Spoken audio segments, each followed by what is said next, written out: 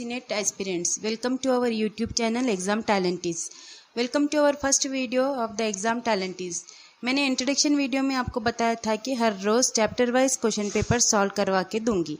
तो आज से हमारा वर्कआउट स्टार्ट होता है।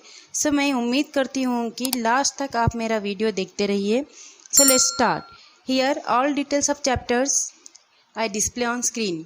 UGC NET Management compilation of past year questions since June 2004 to December 2019. Units linked with new syllabus of UGC NET Management. हमने यहाँ पर यूनिट्स को लिंक किया है as per new syllabus of management. Unit number 1 management managerial economics and business ethics. Unit second organisational behaviour and introduction to HRM। Unit second और unit third फिर से हमने लिंक किया है organisational behaviour and introduction to HRM। Unit third strategic HRM and industrial relation. Unit fourth and fifth को हमने link किया है अकाउंट्स एंड फाइनेंशियल मैनेजमेंट के साथ। यूनिट सिक्स्थ और सेवन्थ हमने लिंक किया है strategic management and introduction to marketing and marketing management. Unit 8 है statistics probability production management and operational research. Unit 9 International Business and Information Technology. Unit 10 Entrepreneurship Development and Small Scale Industries. So हम start करते हैं business management and organisational behaviour के questions के साथ। Now question number 1, Who divided all activities of organization into 6 groups? Technical, commercial, financial, security, accounting and managerial. Options उन्होंने दिया है। Option A Peter Drucker, option B DE McFarland, option C Henri Fayol, option D George और Terry. Answer है हमारा सी Henri foil.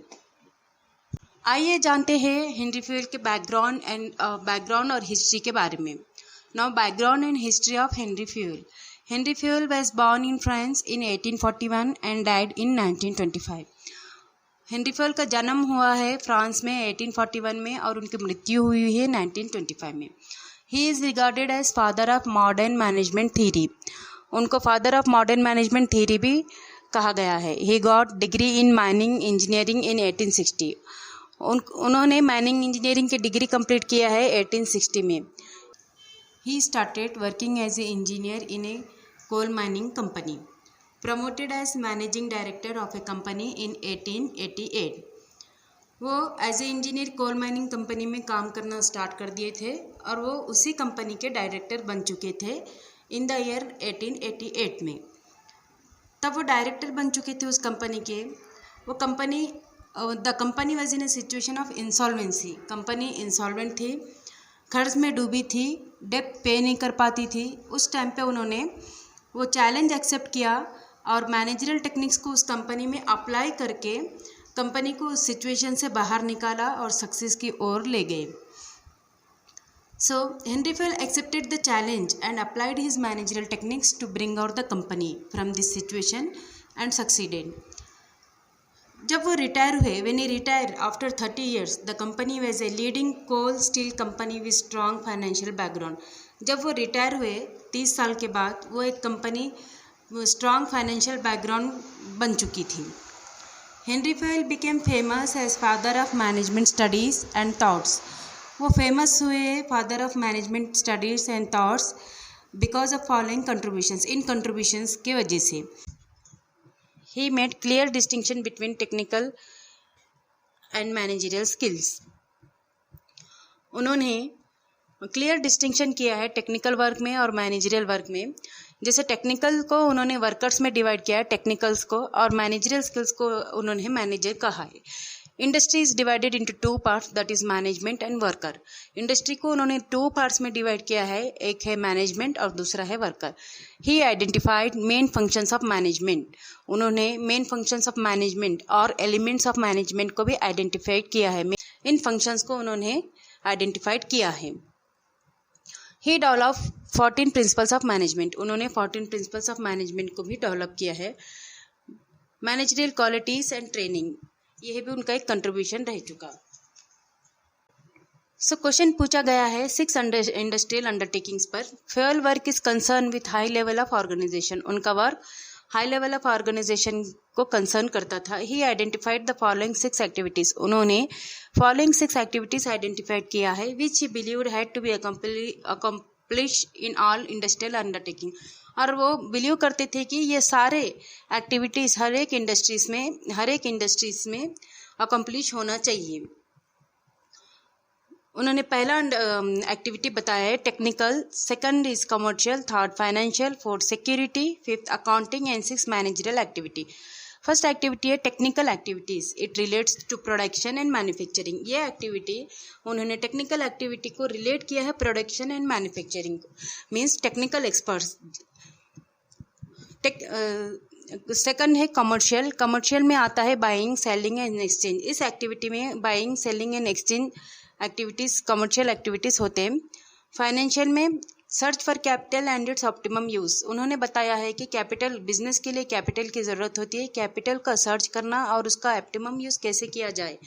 Security, protection of property and person, कोई भी एक big organisation में प्रोटेक्शन ऑफ प्रॉपर्टी का सिक्योरिटी चाहिए और एक पर्सन का। तब तक एक एम्प्लॉय अपने उसका सिक्योरिटी नहीं हो जाता तब तक वो काम करने के लिए रेडी नहीं होता कोई भी कंपनी में, तो उन्होंने सिक्योरिटी को भी एक पॉइंट आउट किया है। Accounting, record keeping, preparation of balance sheet, costing and statistics. Accounting में आता है रिकॉर्ड रखना कंपनी का, preparation of balance sheet, profit and loss account, costing, statistics, सारे एक्टिविटीज अकाउंटिंग में उन्होंने बताया। Managerial, functions of planning, organising, coordinating, controlling etcetera, managerial activities. Pointing out the first 5 activities are well known and found in all organisation. ये उन्होंने point out करते हुए ये पता चला है कि पहले 5 एक्टिविटीज बहुत वेल नोन हो चुके थे और सारे ऑर्गेनाइजेशन में फाइंड आउट हो चुके थे। इस एक्टिविटीज में उन्होंने बताया है जो टेक्निकल काम करता है, नंबर 1 एक्टिविटी जो टेक्निकल है, जो टेक्निकल काम करता है उसको टेक्निकल काम ही दिया जाए। सपोज जो आईटी एक्सपर्ट है उसको आईटी का ही काम दे, उसको मैनेजर का काम ना दे। सेकंड है कमर्शियल, जो कमर्शियल का काम करता है buying, selling and exchange of goods, तो उसको कमर्शियल का ही काम दे। सपोज मार्केटिंग वाले को ना टेक्निकल काम दे, टेक्निकल वाले बंदे को ना मार्केटिंग का काम दे। फाइनेंस, जो फाइनेंस देखता है कंपनी का वो बंदा फाइनेंस ही देखे। सिक्योरिटी, जो सिक्योरिटी वाला बंदा है वो सिक्योरिटी का ही काम करे। अकाउंटिंग, लाइक चार्टर्ड अकाउंटेंट्स जो बैलेंस शीट बनाते हैं, प्रॉफिट एंड लॉस अकाउंट बनाते हैं, कंपनी का रिकॉर्ड रखते हैं, उनको वही काम दे, उनको दूसरा काम ना दे। Managerial, functions of planning, organizing, एक मैनेजर ही इफेक्टिवली हैंडल कर सकता है। ये चीज़ें उनका ये इस अंडरटेकिंग में उन्होंने कहा है कि जो जिस सेक्टर का बंदा है उसको उसी का काम दे। अगर वो उसको दूसरा कोई काम दिया जाता है तो वो कंपनी के ऑब्जेक्टिव्स अचीव नहीं होते और कंपनी सक्सेस नहीं हो पाती। Now, question number 2. What are the elements that a mission statement of an organization should include? Option है number A, self guidelines for business operations. B, identifies the reason for existing of a company and its responsibilities to the stakeholders. C, identifies the firm's customers and their needs and matches them to the products and services.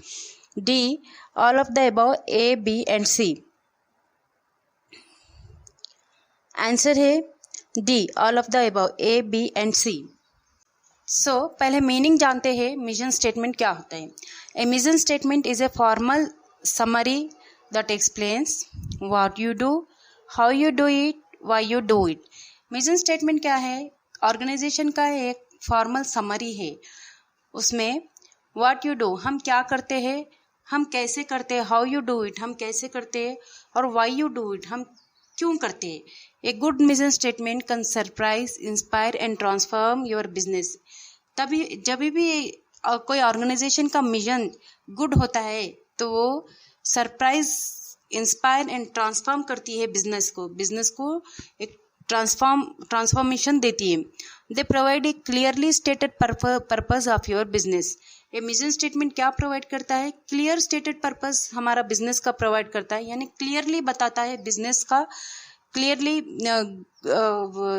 Purpose बताता है mission statement, and the goals you have for succeeding, और क्या goals होते हैं उसको succeed करने के लिए, उस बिजनेस को सक्सीड करने के लिए क्या गोल्स होते हैं और उसका पर्पस क्या है, ये मिशन स्टेटमेंट बताता है।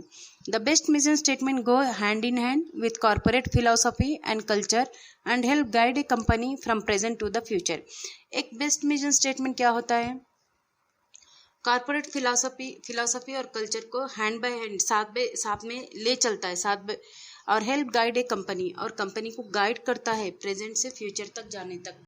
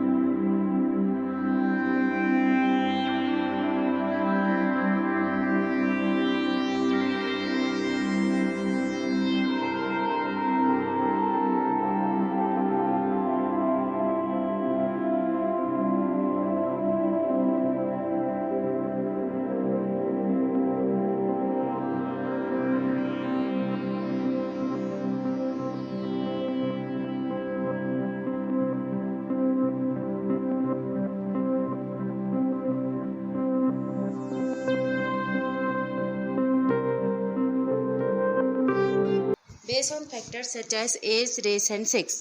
ये फैक्टर्स जैसे एज क्या होता है, रेस और sex. Demographic data refers to socio economic information. ये जो डेमोग्राफिक डाटा है ये सोशियो इकोनॉमिक इन्फॉर्मेशन को एक्सप्रेस करता है स्टैटिस्टिकली, जिसमें employment, education, income, marriage rate, birth और डेथ रेट्स, ये सभी फैक्टर्स इंक्लूड होते हैं, जिसको कहते हैं डेमोग्राफिक चेंज. तो आंसर है हमारा ए, डेमोग्राफिक चेंज. तो डियर स्टूडेंट्स, आज के क्वेश्चन एंड आंसर्स आपको कैसे लगे, और इस क्वेश्चंस के आंसर्स में आपको अगर कुछ समझ में नहीं आता है तो आप हमें कमेंट करके बताइए, और सिलेबस के बारे में आप लोग आपके सजेशंस हमें शेयर कर सकते हैं. So thank you for watching this video. तो चलो फिर मिलते हैं हम अगले वीडियो में. Stay home, stay healthy.